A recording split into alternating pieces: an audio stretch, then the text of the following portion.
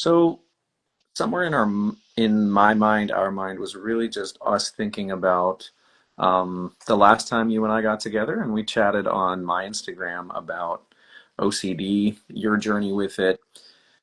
Obviously, my background kind of as a mental health worker, and then you and I being really good buds, we were like, let's take the story of what kind of you went through, the stuff I work on, and maybe we can kind of invite others into that story. And some people kind of reached out, I think, particularly to you, and were like, we loved the conversation that you guys had, and we'd like to hear more about it. And can you guys kind of continue it? So um, we said, the fans have spoken. Yes. Yeah. So we're excited to kind of jump back in and do just a little overview of kind of where we've been at since then. And so, Trev, do you want to talk to that a little bit? Either one, just yeah, your experience kind of since our last live, how you feel like you're doing, and or if you wanted to start before that, just even your thoughts of kind of us starting up this series together. Yeah, I guess I never really introduced myself. Maybe if we just circle around, I'm gonna just because I know there's some new people in here who may not know who I am from your audience and vice versa. So I'm Trevor Martin. I go by Trevor Claire as my artist name. And I'm these days I'm a visual artist and primarily a digital artist, and I focus a lot on nostalgia in my hometown of Kitchener-Waterloo. And that has kind of been my niche, I guess. And before that, I was a graphic designer for many years, so I try to kind of bring the two together whenever I have that opportunity. One of the topics that I've started to kind of bring to the forefront in the past few years has been my journey with OCD. So and mental health in general, but for me, a lot of it comes down to OCD. So I want to be a little bit more transparent about that. I want to be a little bit more vulnerable. So that's why I've started doing this. And Matt, you're my good friend who is he's a professional in the industry. So we have lots of good talks, and we just wanted to bring that out there and remind everyone that you're not alone. That's amazing. What a great bio. Yeah, you are all the things you just said and more. And I am some of the things that I is on my bio. So yeah, I'm a mental health worker at now RAN, used to be Grand River Hospital, Waterloo Regional Health Network, and Child and Adolescent Mental Health. Been there for a long time, with a break when I went to university. Um, but yeah, I've been doing that work. I'm in the outpatient team, was on inpatient, love that. And then secondarily, I'm a coach, mental health coach, wellness coach. I do quite a bit of work with adverse religious experiences for people. I have a background in seminary, so supporting people who are coming out of difficult experiences within kind of faith contexts, whether in or out of faith spaces. And so that's kind of my other space. And if you follow me on Instagram, you know that I talk a lot about that and support people in those places. And so that's really the intersection here between um, mental health work and then you, Trevor, who's one of my best friends, and being able to talk together and tell our stories together on here. And today, particularly, we're going to talk more about yours and your art and stuff like that. So, yeah, let's do it. Yeah. So, Trevor, last time we talked on here on this live, we talked a little bit about your journey with OCD. Not a little bit, a lot of bit. That's been over a year that since you and I talked. Um, do you have any just thoughts about how you're doing now, like where things are at since last time we talked? And yeah, Yeah, yeah. Yeah, so I mean, I guess it's been almost a year, well, yeah, the last 12 months have been I guess I feel like I've experienced a lot of change in my life, a lot of shifting, and a lot of growth. Um, but and in general, it's been really good. I know that all sounds kind of vague, but yeah, I basically quit my job last fall. I went full-time artist mode, which was scary. Scary, but also necessary. And looking back, I don't regret it at all. So that has been pretty pivotal, and just being able to watch it unfold has been great. And there's been other things, that happened in my life as well um, in the past year. I have been wrestling through my sexuality, and I've been more transparent about that, and kind of came out this spring. So that has been challenging, but also very freeing. And I feel like I'm living my authentic self more than I ever have. So that's been good. And then I traveled, which was great. I went to San Francisco, and what else? Oh, I moved, so it's just felt like kind of one thing after the next. And I'm ready to kind of have um, just kind of a boring fall. But I guess, and the other thing that you asked was, what have I noticed? And I feel like Hmm. since our last live, there definitely have been things that have happened throughout my life that in the past would could really have triggered me, or caused my OCD to really flare up. And in some ways, it has in certain instances. But I've also, I think, been more keenly aware of how I've been able to kind of put take the tools that I have kind of added to my arsenal, and start applying them more, and being a little bit more aware of what's going on in my head, and naming it for what it is, and then just kind of being okay with letting those feelings pass rather than try to kind of suppress them right away. So yeah, it's a journey, right? But I would say I'm pleased to report that it's been in general pretty positive. Yeah. That's so good. And I can attest to that as your good friend and being around you a lot and hanging out with you.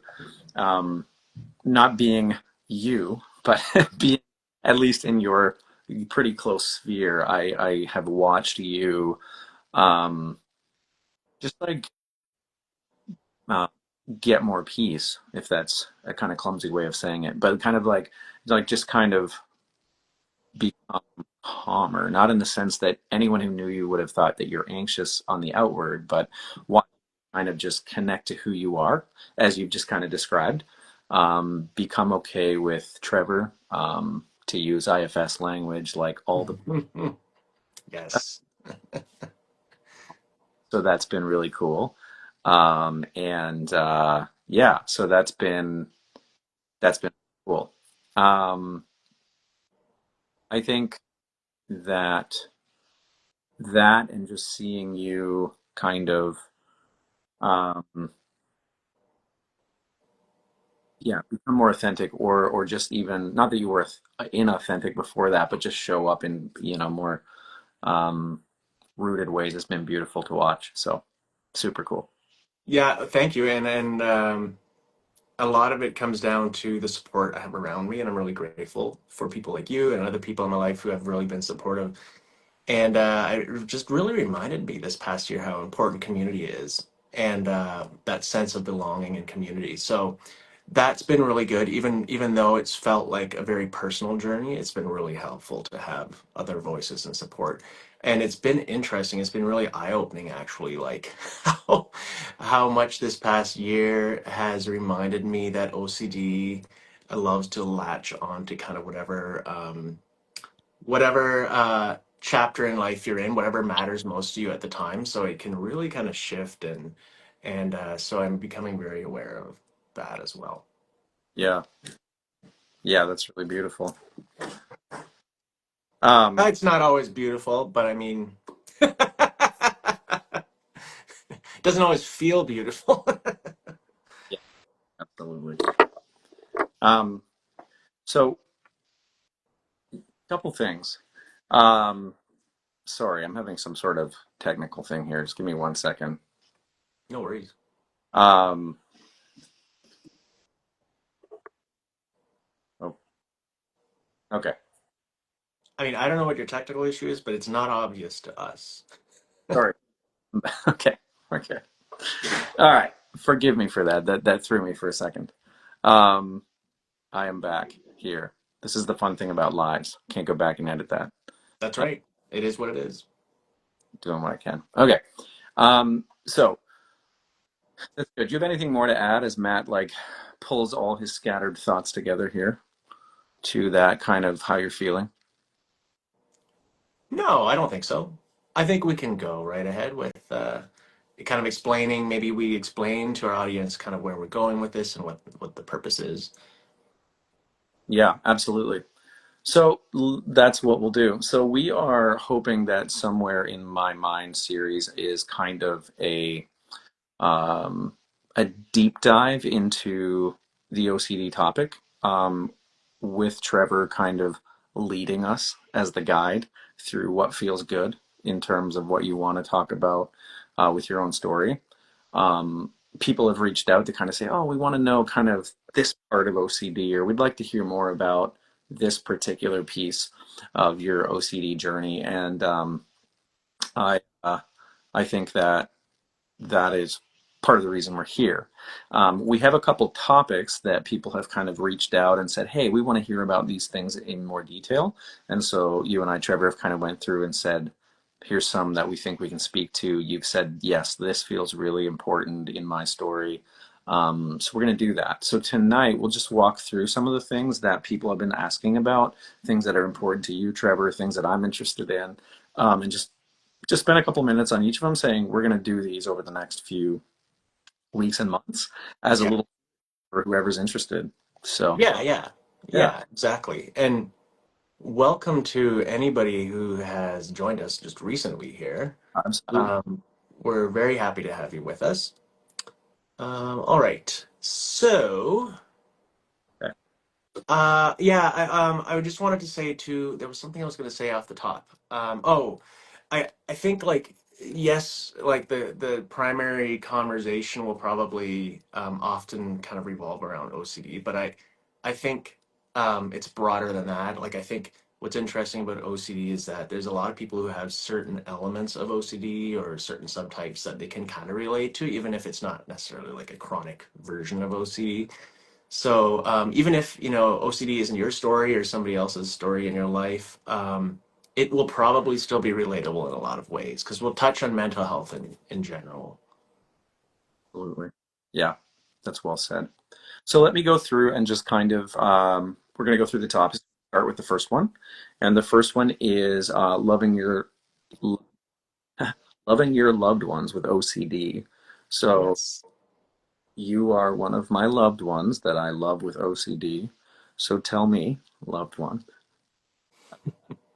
in your experience. And so I guess a better question for that would be, um, can you speak to things that maybe people should, like as we talked about this topic, what are the key around supporting someone who may have OCD? If someone you love and care about has OCD. Yeah, good question. Um, I think I can speak from my own experience, but also partially watching it unfold for other people, including people in my own family that have OCD that we didn't actually know they had OCD until many years kind of into it. And I didn't even really know about that part of things until not that long ago. And then my own story of OCD came along, and it OCD is just such a complex disorder and is not always obvious. And I think also many people, including myself, often don't really know what's going on for a long time. And also we often think our case is like the worst. like like it's the worst case of OCD. Like our triggers, our themes are like the worst out there. So we're kind of ashamed of that, and we don't want to talk about that because we feel like it's just that's just how we are. Like we can't really, for myself, a lot of it is the not so much the compulsion part. Well, there are compulsions, but it's a lot of like rumination and a lot of stuff that's happening up here that most people wouldn't necessarily notice. Like, let's say it was something more like checking or double checking or counting, or things that are more obvious maybe to some people and a little bit more stereotypical, but it can also be very much kind of you being stuck in your mind and looping through things. So often, like in my case, I just kind of labeled myself. I just felt like I was a deep thinker. Like I went down these long existential rabbit holes and I couldn't get out of them, and I just felt like that's who I was for a long time, and it was extremely frustrating. And I think when I think back to my early years, and I think back to people like you and like my closest friends. Hearing me talk about these things and not knowing and just trying to support me the best you could. I think what people do when their loved one is experiencing OCD is they often think they're supporting them when in fact they might actually be doing more damage than good, because often what happens, somebody with OCD will seek reassurance, right? So we'll often be asking other people outside of ourselves to kind of make us feel better or make us feel okay or give us the answers we want. And so often loved ones will give that because they think that will be what's helpful. But actually, that can do more harm because it just feeds a cycle, right? So I think loving your loved ones with OCD is hard because you want to make them feel better by giving them the answers they want. But uh, but what you need to be doing is actually just being there, letting them know they're not alone and that you're there to journey with them and support them with the proper treatment that they actually need. That's so succinct. You nailed it. Like as a good friend, I remember you would come for reassurance, and so I would try to provide that. And I think Yeah. any or a friend or a loved one is going to try to provide reassurance, or kind of help you through your thought process, right? By giving you kind of the antidote to whatever it is that you're wrestling with, right? And there's, as we're going to talk later, various forms of OCD. But if it is a kind of secular thought pattern that, as a friend, you're like, no, no, no, like, let me show you why that's not true. And I can explain to you why it's not true and almost do like a, some sort of process. But you're just kind of providing that reassurance over and over again. And that good friend or that, becomes that part of the cycle. And I didn't, obviously didn't know that's what I was doing. Yeah. Think you're supporting someone. Yeah, and now that I think about it, like I wonder if this would be a good time to just quickly, like there's some new people who have joined us and there's some people who don't actually know what OCD really is. Like we hear about it a lot in like pop culture. You know what I mean? But I'm wondering if it would be helpful to just kind of clarify what OCD actually is, because that could be helpful as we discuss some of the next episodes. 100%. Because I actually pulled up the definition because I don't want to get this wrong.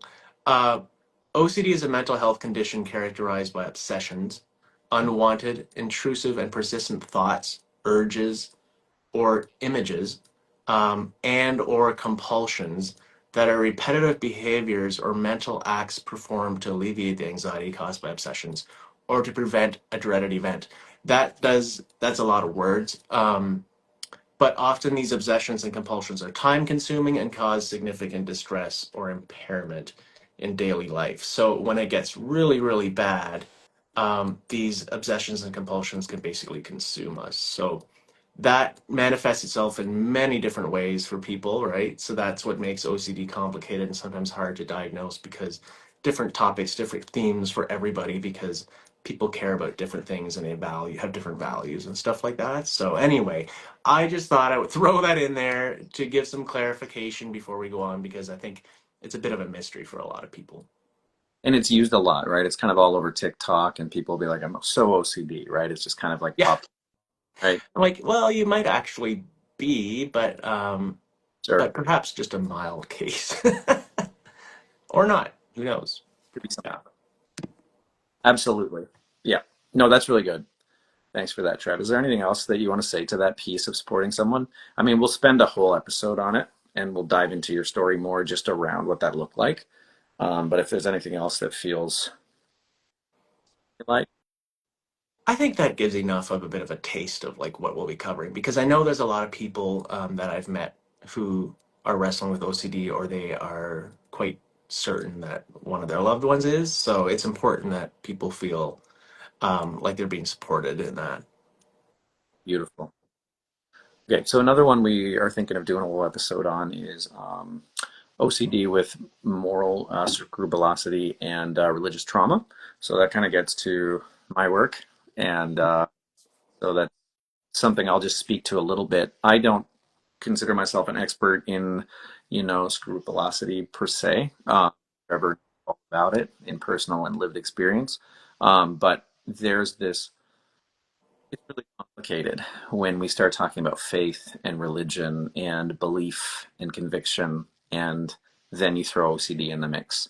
And I think there's probably a lot of people from my viewership, and potentially in yours as well, who are connected to, whether they grew up in faith or have friends in faith or are in the faith community of some kind. That there's a lot of things that rise up for people when we start about getting into anxiety and the way in which our thoughts play out, and we get worried that maybe we're not true followers of our faith, or that the things that we once believed we're terrified of. And Trev, I know you can speak in detail and potentially will in our episode on this about the way you had to untangle what was OCD from what you thought was potentially just a part of faith experience.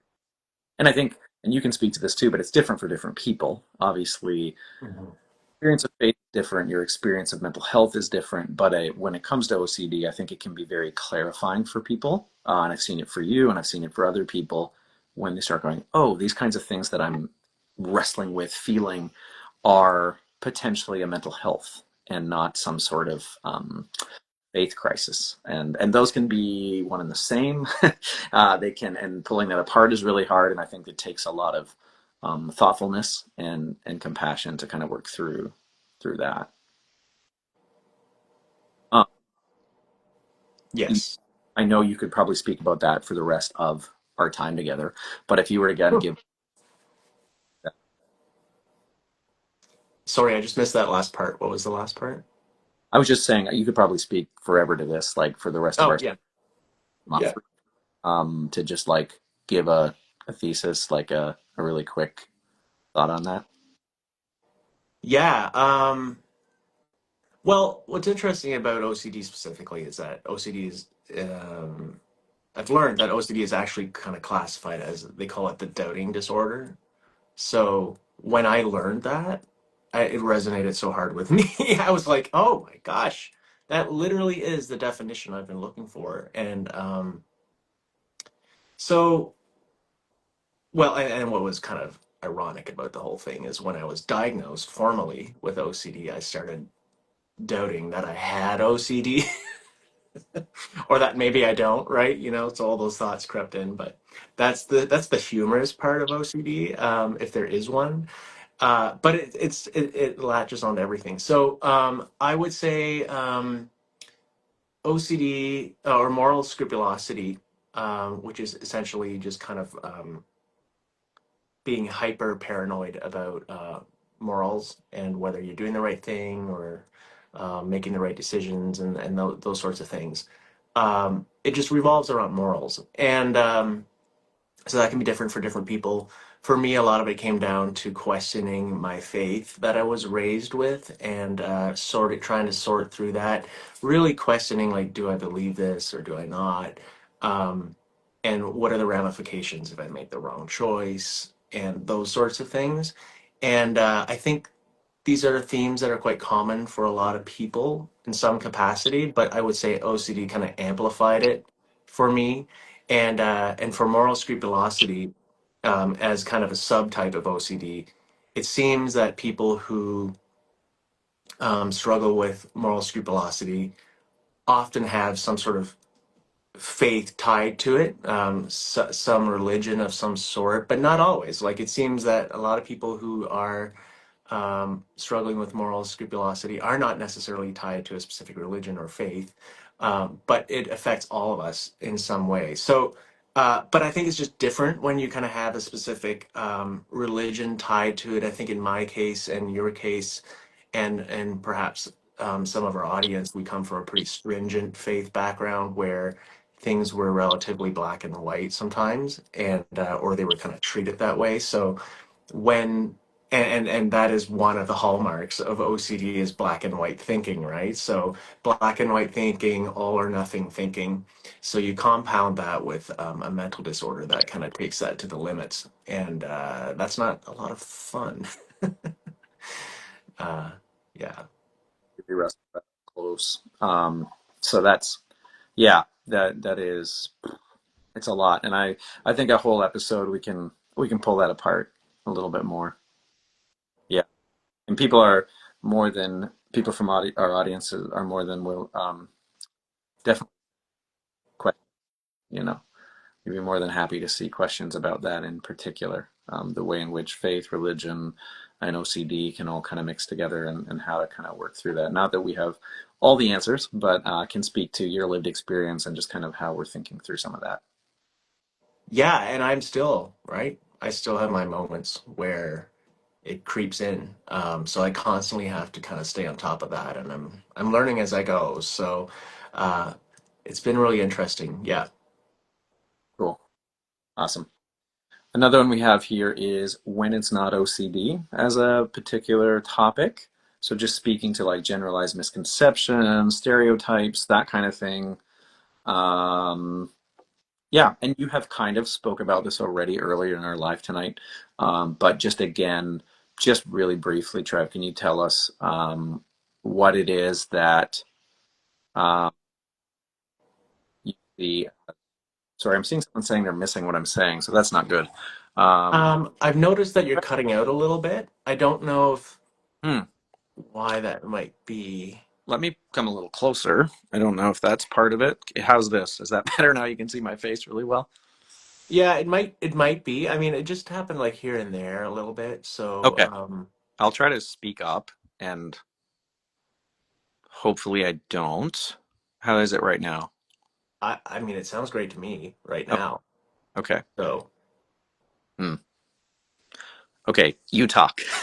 OC no, that's fine. Well, you okay? I'll talk. misconceptions. I'm Um, just noticing that a couple people have commented, and I haven't really been paying attention to that, so I'm just gonna kind of address those. yeah, Um, sorry. one person, I saw a comment here. Kitchener represent. Yes, thank you. Yes, Kitchener Waterloo is where it's at. um, Somebody said long broken menno here. Oh hey, love what you do. Love that you do that work. Awesome. I'm sure there'd be so much we could talk about, and I'm sure one day we do when you come visit me in Kitchener. And someone else mentioned.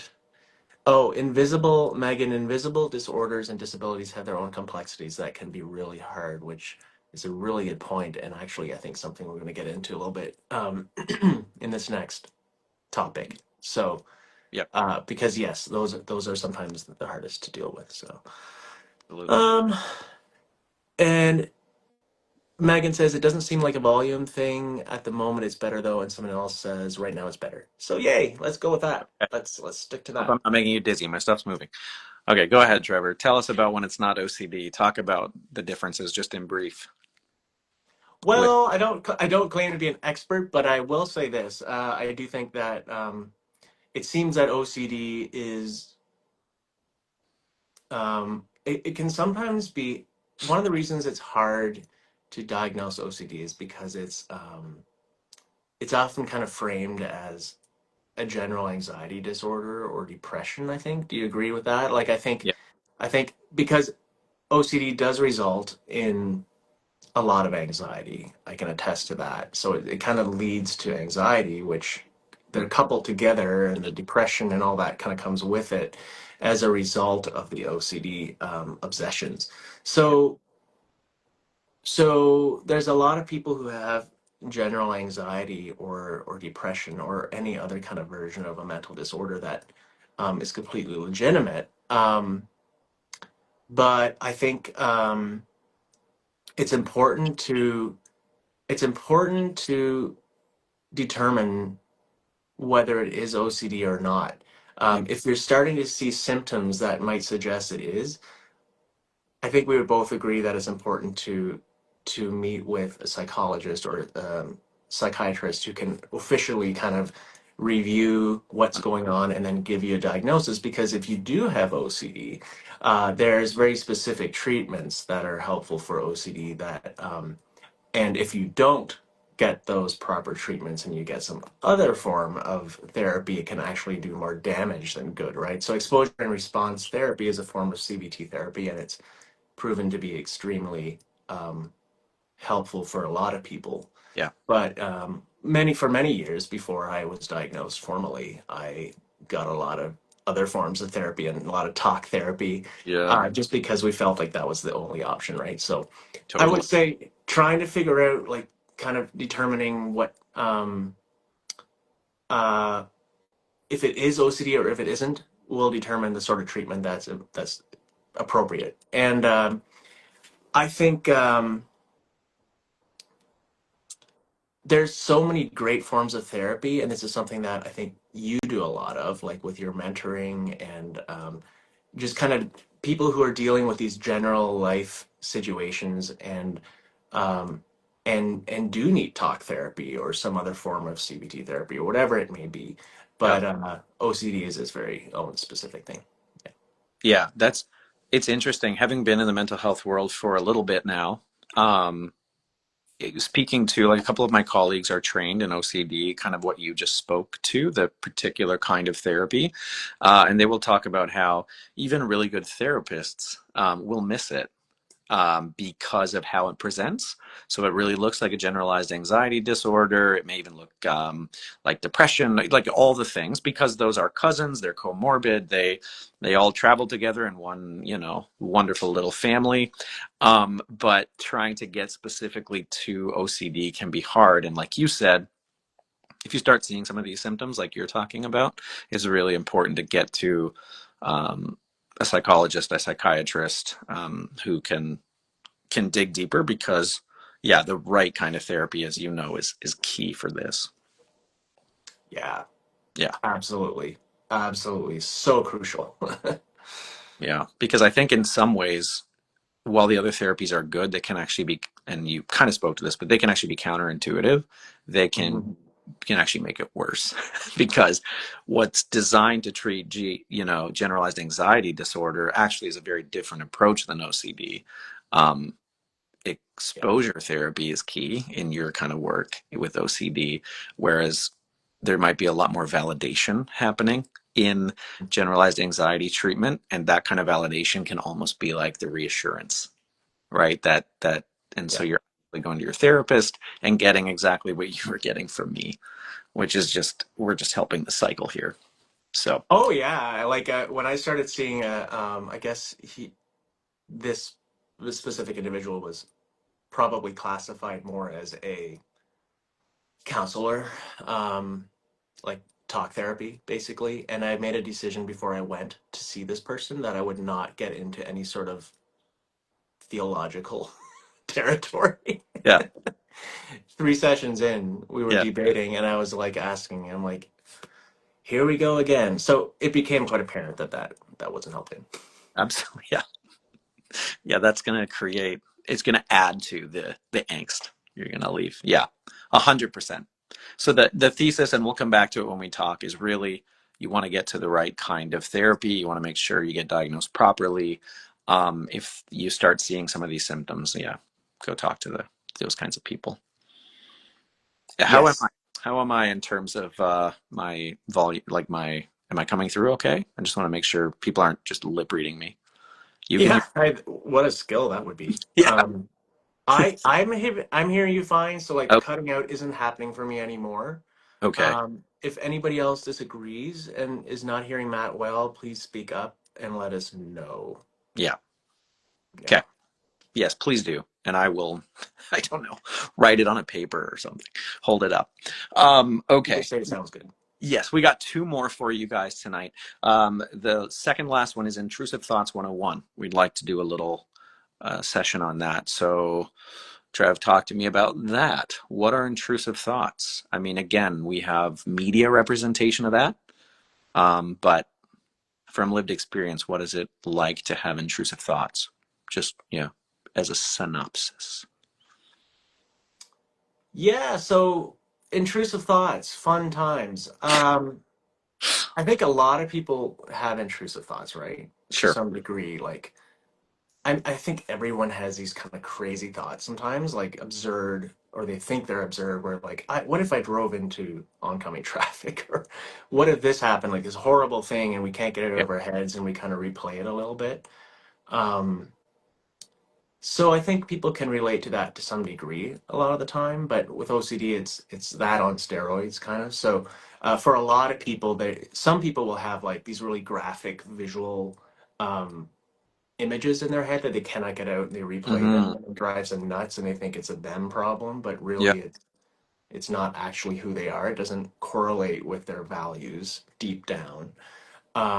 So a lot of people do.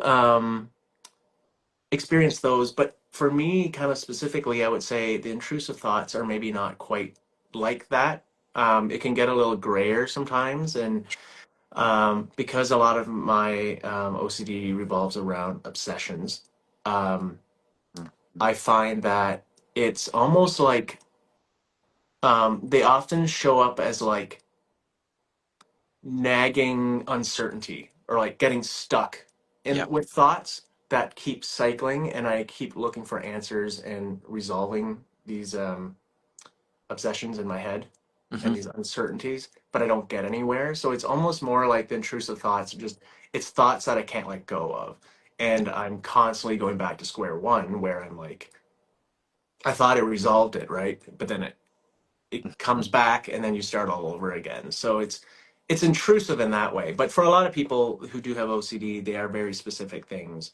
Um, I heard one story recently of somebody who was raised in the Catholic Church, and every time they went to church, they would have this. They felt like they had this urge to yell I don't know, just like to release a string of swear words every Yeah. time they saw Mother Mary, I've which heard. seems extremely, Mm. it feels wrong. And it Yeah. makes you feel shameful, but that's not really who they were. But it was a very specific thing that made them feel a lot of shame, Mm. and they felt like it was sacrilegious. And so, that's a really uncomfortable feeling, especially when your faith is extremely important Yeah. to you. Yeah. So that's an example of like one very specific thing. And that's a good example too, because it ties back to the religious piece, right? And often we see it show up in that space. So I think it kind of ties those two topics together. Mhm. Yeah. Yeah, so good. Well, we'll spend more time there with that one. We've got one more, and I'm excited about this one. Art and mental health, bringing together Trevor's, you know, world here. Like you said in your bio at the beginning, you're a really good artist in this region, and of course, you're gonna not tell our crowd just really how good you are and all of that, but you are, and you've been just continuing to slowly, expand what you're doing, and you're pushing those creative boundaries, and this really is that you're pushing your creative boundaries here too, to be like, tell us a bit more about you. So um, tell us, Trevor Clare, about art. What is the correlation here? Meaning, like, do you have any dreams? What are you going to do with it? Are you, yeah, how does your art intersect with this journey for you? Well, I know you and I have had a couple conversations We, recently where, yeah. we've talked about this, and you've encouraged me and some others as well, to perhaps, since I am trying to be more vulnerable and a little bit more transparent about my journey, like I've been pretty, I feel like as an artist, I've been pretty practical throughout my career. Like I kind of have a niche, and while my work evokes nostalgia and emotions and stuff to some capacity, it does feel like I'm not very personally connected to it a lot of the time, as far as like who I really am. Yeah. And so I think it would be challenging, but also really interesting to try to bridge that gap a little bit. And so we've been talking about like what are some ways that I could maybe in a more abstract way kind of dig through those things and like some of the themes that we've talked about and that I can really relate to with OCD are like, black and white thinking and finding a more finding a space in between the black and the white, which Mm. I think there's some really interesting visual things that could become of that I've kind of got my brain that has got my brain stirring a little bit. So we'll see what comes out of this. I'm thinking maybe by the end of this series, these episodes, maybe I'll have an art piece that kind of summarizes it all. Oh man, yes. That's a. I'm excited about that. Am I, is the great question. Like, will it be mostly me and then some like Yeah, color? Yeah. yeah, mostly Matt. I Okay. I think that basically encapsulates like what's important in my life. Sorry. We're we're inviting you into how most of our conversations go. Uh, Yes, where no. Matt becomes a diva and I Yeah. just agree to everything he And says. Trevor Yeah, just does what I say. Yeah.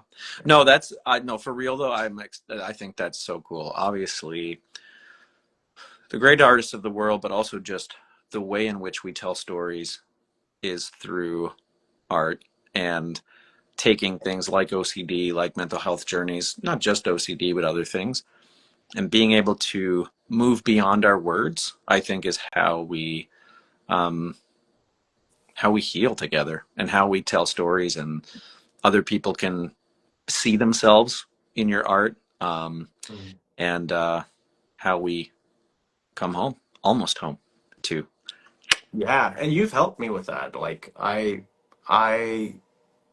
think that's part of kind of the way I thought for many years, where I didn't let myself be quite as I don't know. I was pretty utilitarian, I guess, in my approach to art and Good creativity. word. Like Yep. I I think now I'm starting to try to like soften up a little bit, and you've helped me do that. So that's been helpful. Well, I'm excited. I think it's going to be great with zero pressure, but I'm excited. I'm excited for where it goes. A little bit of pressure is a good thing for anybody in the creativity industry because Okay, fair enough. that's the way we get stuff I done. will be calling you every morning. Yeah. Is it done yet? Yeah. Okay. I also showed I'm a millennial by doing this. Um, well, Trev, this has been amazing. I'm excited to do the rest of this series with you. I'm sorry that now, like, part of my head is off, but I was just trying to get closer to the camera. And I know you're a visual guy, so this is probably driving you nuts, but I, No? yeah, I was just trying so people can hear me. Um, it's been good. What do you have anything you want to say yet about this series? Anything more for um, our audience? Not to put you on the spot, but as a no. Yeah, I think it would be really nice if people have questions that they want us to address specifically. Feel free to send them our way in the future weeks, and we will try to address them through the different episodes, the different topics that we kind of focus on. And so, what I think we want to do, right, is we want to kind of normalize this conversation about Absolutely. OCD, but not only OCD, mental health in general. And there's been a lot of progress made in the past decade or two that I think that's been amazing. But there's still a lot of work to do. I think there's a lot Mhm. of shame around admitting OCD, and or admitting kind of the depth of our whatever the mental illness Yeah. may be or the distress or wherever it's coming Yeah. from. 'Cause it makes us kind of look weak, I guess. Especially as men sometimes. I Mhm. know that There's an that just seems to be a opportunity thing. there. Pardon? That's another episode, masculinity and Yeah.